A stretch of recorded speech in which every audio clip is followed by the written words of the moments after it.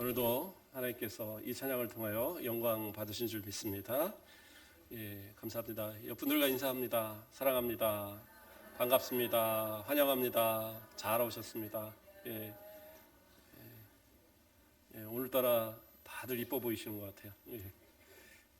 감사합니다. 오늘 말씀의 제목은 평강이 있을지어다입니다. 평강. 그 히브리어로는 이제 샬롬이라는 말이고요. 이제 헬라어로는 에이레네 이렇게 이야기합니다. 이것은 어떻게 보면 평강이라는 이 단어, 샬롬이라는 단어는 구약에서뿐만 아니라 신약 또 유대인들 전체가 자주 사용하는 인사말입니다. 우리나라도 인사말이 있습니다. 우리나라는 보통 뭐라고 인사합니까? 안녕하세요라는 인사를 하죠. 원래는 밤새 안녕하셨습니까? 라는 말에 그것이 이제 지금은 안녕하세요로 바뀐 건데, 또 있죠. 진지 드셨습니까? 항상 그 역사적인 어떤 배경들을 갖고 있는 것 같아요. 그런 이름, 그 인사에는 밤새 안녕하다라는 것은 우리나라도 과거에 도적의 침략 또는 외세 다른 나라들의 침략이 많았죠. 일본에 또 저 중국에 그죠? 청나라 뭐 이런 침입들로 인해서 뭐 밤새 그냥 그 죽게 되는 경우들이 있고, 또 전염병이 돌아서 그냥 어제까지 보던 사람이 시름시름 앓고 그냥 오늘은 또 얼굴 못 보고 이런 경우들이 참 많이 있었죠. 그래서 밤새 안녕하시냐 또는 간에 무탈하시냐 이제 이런 인사들을 많이 했던 것 같습니다. 그리고 또 진지 드셨느냐. 요즘에는 그런 인사 잘 안 하는 것 같아요. 그렇죠? 밥 먹으러 가서 자꾸 더 주는 거 요즘에는 좀 실례, 오히려 실례. 근데 과거에는 밥을 더 드린다는 얘기를 안 하면 오히려 서운한 그런 때가 있었죠. 그래서 보릿고개 있을 때 그런 시절을 지내오고 하면서 저도 전설 속에 듣는 이야기지만 뭐 풀뿌리를 먹었다. 뭡니까 술 그 껍데기, 속껍데기 이렇게 긁어서 먹었다. 뭐 이런 얘기를 하더라고요. 그래서 그러한 어떤 배경을 가지고 우리는 그 먹고 사는 문제가, 그래서 진지 드셨느냐, 그리고 집에를 누가 방문을 하면 제일 귀한 것으로 쌀을 본인들은 하루에 한 끼도 쌀을 못 먹어도 손님이 오고 친구가 오면 그 흰 쌀을 꺼내서 밥을 해서 또 대접을 하는 것이 또 우리의 미덕이고 뭐 그랬던 때가 있었던 것. 그래서 진지 드셨느냐라는 이 인사말이 우리나라에 또 있는 이유가 되는 겁니다.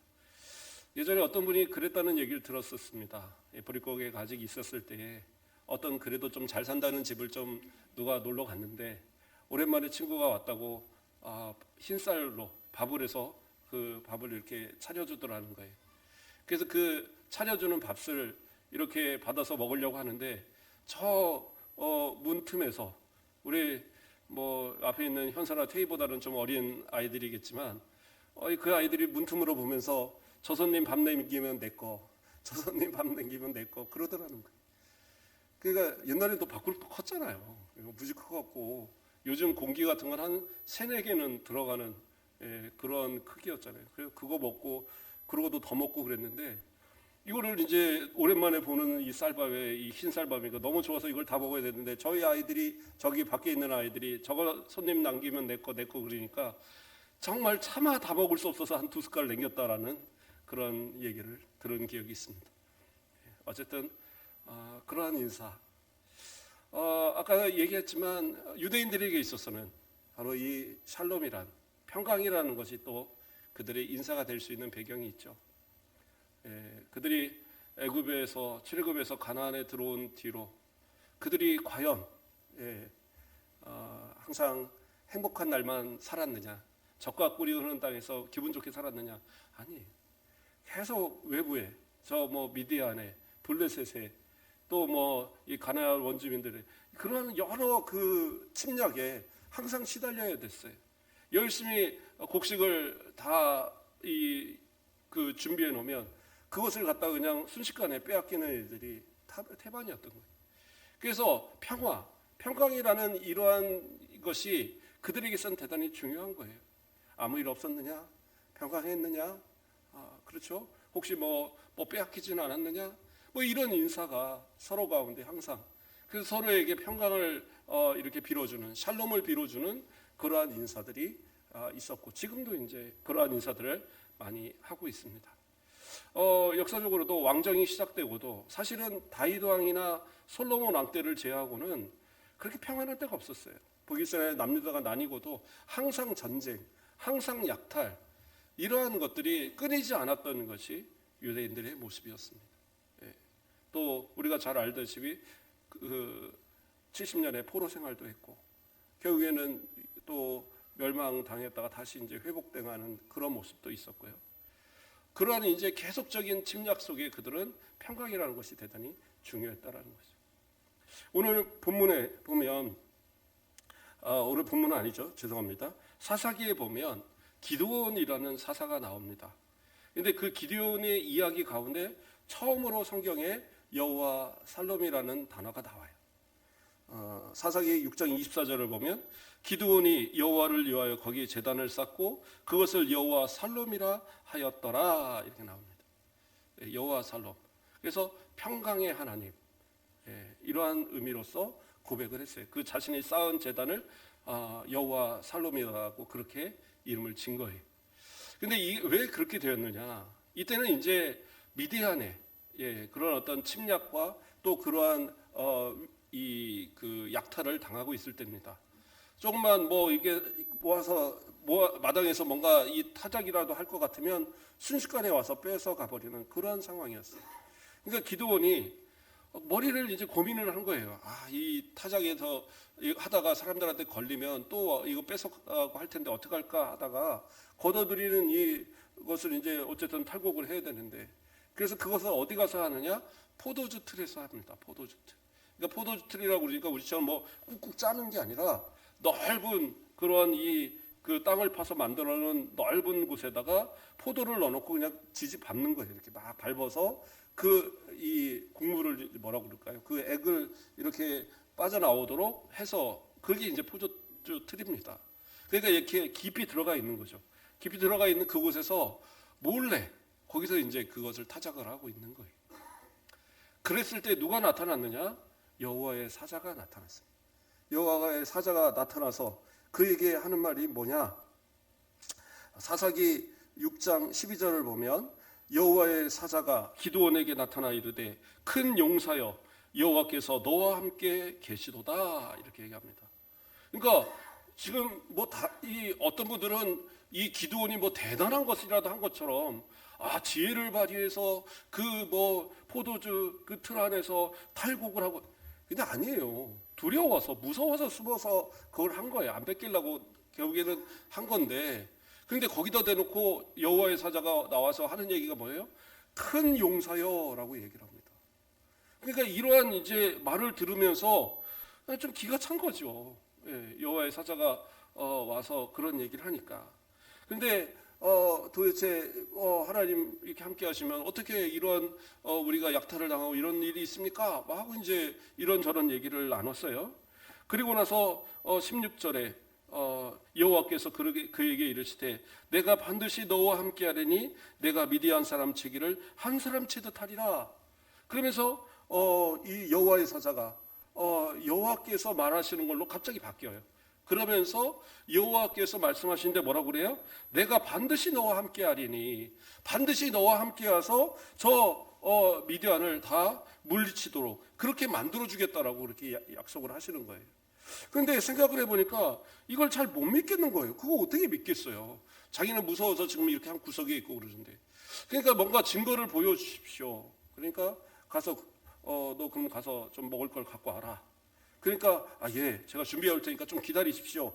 그리고 나서는 가서 고기와 그다음에 이 떡과 그다음에 그러니까 무교본과 그다음에 국물을 이렇게 고기를 삶은 국물을 준비해 갖고 그리고 왔어요.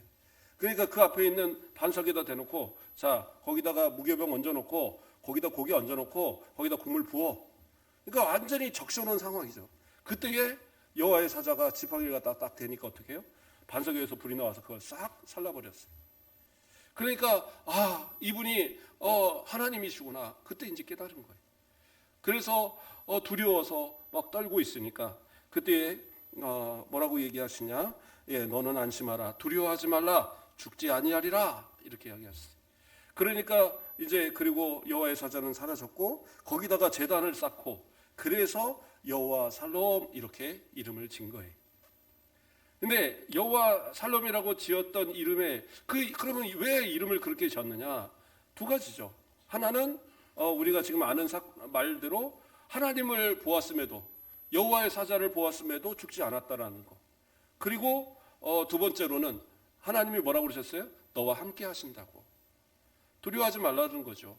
무서워하지 말라는 거예요. 왜요? 하나님이 함께 하시면 두려울 것이 없다라는 거예요. 지금 그것을 이야기하는 겁니다. 그러니까 제가 하나님만 함께 하시면 평강의 하나님이 함께 하시면 나는 행복하고 평화로울 수 있습니다라는 고백 속에 여호와 살롬이다라고 그 제단의 이름을 지은 거예요. 근데 여기서 이제 우리가 한번 생각해 볼 것이 뭐냐면 그러면 여호와의 사자, 그 여호와의 사자가 갑자기 말씀하시다가 하나님의 말씀으로 갑자기 바뀌어요. 그러면 이러한 일이 왜 어떻게 해석이 될 것이냐? 그래서 많은 학자들은 이 여호와의 사자를 성자 하나님으로 봅니다. 그래서 구약에 나타난 성자 예수 그리스도로 보는 거예요. 그래서 다시 말하면 뭐예요? 예수 그리스도가 함께 하시면 그 가운데 평강이 있는 거예요. 그러니까 기드온은 여호와의 사자, 그 하나님으로 불리는 여호와의 사자, 곧 예수 그리스도, 구약에 나타난 예수 그리스도를 만남을 통해서 참 평강을 얻고 그 제단의 이름을 여호와 샬롬 이렇게 지을 수 있었다는 거라는 사실입니다. 자, 그러면 이러한 평강이 우리 가운데도 주어지려면 어떻게 해요? 예수 그리스도가 우리 가운데 계셔야지 참 평강은 주어진다는 거죠. 그래서 오늘 읽었던 본문에 이것은 무슨 얘기입니까? 예수님께서 십자가에 달려 죽으셨어요. 그러니까 이 제자들도 무서워서 다 도망가서 한 곳에 모여서 숨어 있는 겁니다. 문을 닫고 혹시라도 유대인들한테 걸릴까 봐 숨어 있어요. 근데 그에 앞서서 먼저 누가 왔었냐면 막달라 마리아가 왔었어요. 요한복음에 같이 나오는 이야기입니다. 막달라 마리아가 와서 예수님을 부활하신 예수님을 만났다고 그랬어요. 그랬더니 뭐라고 하냐면 아이고 그거 귀신 본 거야. 믿지 않았어요. 예. 엠마오로 가는 두 제자가 만났던 그 제자가 와서 이야기하는데도 믿지 않았어요. 그리고 그들이 문을 닫고 있을 때 그때 누가? 예수님이 나타나시래요. 예수님이 나타나셔서 하시는 말씀이 뭐예요? 이르시되 너희에게 평강이 있을지어다. 이것은 단순하게 너희의 평강이 있어라 이 의미가 아니에요. 누가 계시니까? 예수님이 함께 계시니까 그들에게 평강이 있는 거예요. 예수님이 공생에 3년 동안 제자들과 함께 있을 때 그들은 두려움이 없었습니다. 예수님께서 먹을 것이 없을 때는 오병이어로 5,000명을 먹이는 놀라운 역사를 보여주셨어요. 그리고 12광주리가 남는. 그렇지 않아요? 풍랑이 일면 예수님께서 잠잠하라 하시면 풍랑도 잠잠해져요. 귀신을 쫓으면 귀신이 나아가고 죽은 자도 살리시고 안전뱅이도 일으키시고 소경의 눈을 뜨게 하시고 놀라운 역사들이 막 일어나는 거예요. 주님과 함께 하실 땐 두려울 게 없었어요. 우리가 잘 아는 것 같이 나사로가 죽은 마리아와 마르다의 오빠 나사로가 죽었던 적이 있잖아요. 바로 그 직전에 어떤 일이 있었냐면 성전에서 말씀을 가르치시다가 예수님께서 하나님 그 아버지와 나는 하나다라는 얘기를 하셨어요. 그러니까 곧 하나님은 나도 하나님의 아들 하나님과 동등한 분이다라는 것을 거기서 나타낸 거예요. 그러니까 유대인들이 어떻게 했냐면 돌로 쳐 죽이려고 그랬어요. 그래서 그 자리를 피해서 있던 차에 이 나사로가 바로 예루살렘의 인근에 있는 이 베다니 마을에 사는 이 나사로가 죽었다는 소식을 들은 겁니다. 먼저는 이제 아프다는 소식을 들었고 지체하다가 예수님께서 이제 죽었다. 우리 가자. 형제 나사로를 보러 가자. 이렇게 했을 때에 그러면 어떻게 해요? 제자들은 지금 예수님과 함께 도망온 상황인데 그곳에 다시 가면 죽을 수도 있는 상황이 되는 거예요. 그런데 그 가운데 우리가 말할 때 의심 많은 도마, 아주 의심이 많은 것처럼 이야기하는 그 도마가 뭐라고 얘기하시는 줄 압니까? 우리 주와 함께 죽으러 가자. 죽음을 두려워하지 않아요. 왜? 예수님이 다 해결하실 테니까. 예수님과 함께 하시면 죽은다도 살리시는데 뭐가 두렵겠어요? 그러니까 주님이 함께 하실 그때에 우리가 그렇게 의심 많다라고 이 손가락질하던 그 도마는 오히려 뭐라고 얘기하고 있냐면 우리가 함께 죽으러 가자는 거예요. 주와 함께. 그렇게까지 담대하게 말씀하던 그러한 모습들. 왜 그래요? 예수님이 함께 계시니까. 그렇잖아요. 우리도 다 어렸을 때 그런 생각 들지 않으셨나요? 예, 나 혼자 있으면 뭐가 두려운데 부모님 손잡고 있으면 두려울 게 없어요. 아무리 어두운 밤, 아무리 칠흑 같은 어둠을 그런 속을 지나도요. 혼자 지나려면 못 가지만 부모님이 함께 가시면 갈 수 있는 거예요. 그렇지 않나요? 예, 옛날에 화장실들 지금이야 뭐 이렇게 다 안에서 있고 좋은 시절이지만 옛날에는 또 그거 있잖아요. 방하고 저 화장실을 멀어야 된다고. 왜냐면 화장실을 저 끝에다가 꼭 집에 마당 끝에다가 만들어 놓으셔갖고 그거 한번 가려고 그러면 껌껌해갖고 아무것도 안 보이는데 그 촛불 하나 들고 가갖고 뭐 거기서 화장실 하겠다고. 예, 저 그런 때 살지는 않았고 우리 외갓집 갔던 얘기를 하는 겁니다. 외갓집 가면 저 마당이 엄청 큰데 그 끝에 제일 그 문 옆에다가 해놓으셔갖고 거기서 이제 불 들고 너무 무서워요. 혼자는 도저히 못 가겠어요. 할머니 같이 좀 가주세요. 할아버지 같이 좀 가주세요. 그럼 밖에서 됐냐? 아이고 조금만 더 기다려주세요. 그래도 누가 같이 있으면 할아버지 할머니 있고 어머니 아버지 같이 옆에 있으면 밖에 있으면 두렵지 않아요. 그렇지 않습니까? 그런데 혼자는 안 되는 그런 것처럼 우리 가운데 예수님이 계시면 두려울 이유가 없는 거예요. 그렇기 때문에 예수님께서는 그들이 두려워하고 무서워하는 그들에게 나타나셔서 평강이 있을지어다라고 말씀하실 거예요. 예수님이 함께 하시면 전혀 두려울 것이 없는 거죠. 그러니까 신약교회 성도들에게도 사도들이 항상 인사할 때마다 평강이 있을지어다라는 그리스도의 평강이 하나님의 평강이 우리 가운데 있기를 항상 선언하는 그런 인사들을 나누게 된 겁니다. 그런데 오늘은 어떤 날입니까? 성례주일이죠. 예, 오늘 말씀을 좀 간단하게 정리하려고 합니다. 성찬 예식을 해야 되니까. 예, 우리 대상대는 우리 아이들이 벌써 졸기 시작하고 예, 자 어쨌든 이제 우리가 성찬에 참여할 텐데 우리가 성찬에 참여하면서 우리가 교동문 읽을 때도 이렇게 함께 고백했던 고백들이지만 뭐예요? 예수님의 살을 예수님의 피를 기념하는 그러한 성찬의 예식입니다. 예수님은 뭐라 그랬어요? 이 떡은 나의 몸이다. 이 피는 이 잔은 나의 피다라고 얘기하셨어요. 곧 이것을 먹고 마신다라는 건 뭐예요?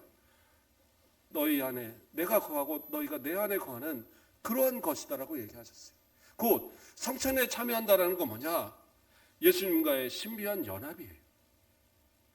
예수님께서 우리와 함께 하시는 그 연합, 나와 함께 하시고 내가 그 안에 계시고 그가 내 안에 계신 이러한 연합의 체험이 있는 것이 바로 성찬이다라는 거예요. 그렇다고 뭐 내 안에서 갑자기 뭐 피로 변하고 살로 변하고 이런 건 아니고 기념하는 거지만 그러나 그 의미가 그렇다라는 거예요. 그러므로 내 안에 영적으로 함께 하시는 우리 예수 그리스도께서 내 안에 계시면 뭐예요? 우리는 평강할 수밖에 없어요. 그러니까 성찬에 참여하는 우리 성도들 그래요. 무음 입교인들만 참석할 수 있습니다. 세례 받지 않은 분들, 입교하지 않은 분들은 참석할 수 없어요. 그렇지만 또 사모하시고 내가 빨리 세례 받고 해서 또 이렇게 참여해야지. 그래서 그 성찬에 참여하는 것은 결국에 뭐예요? 그 성찬을 통해서 내가 주님과 연합하는 그런 신비의 체험. 그럼으로써 내 안에 참된 평강이 있음을 또 그것을 우리 가운데 이 또 그 은혜로 받는 그러한 귀한 시간이 되는 거예요. 우리 안에서 좀 하나님 앞에 좀 그러한 신앙의 그런 마음을 새기면서 오늘 성찬에 참여하시고 또 함께 주님을 기억하는 그 살과 피를 기념하는 그런 우리의 모습 되기를 그리고 그리스도의 참된 평강이 우리 모든 성도들에게 있기를 주님의 이름으로 축원드립니다. 기도하겠습니다. 사랑의 하나님 감사를 드립니다. 오늘도 하나님의 은혜로 우리 가운데 또 주님이 함께 하시는 은혜의 평강을 우리가 배우게 하심을 감사를 드립니다. 주님께서 평강이 있을지어다 말씀하셨고 그 말씀은 오늘도 우리에게 말씀하신 줄 믿습니다.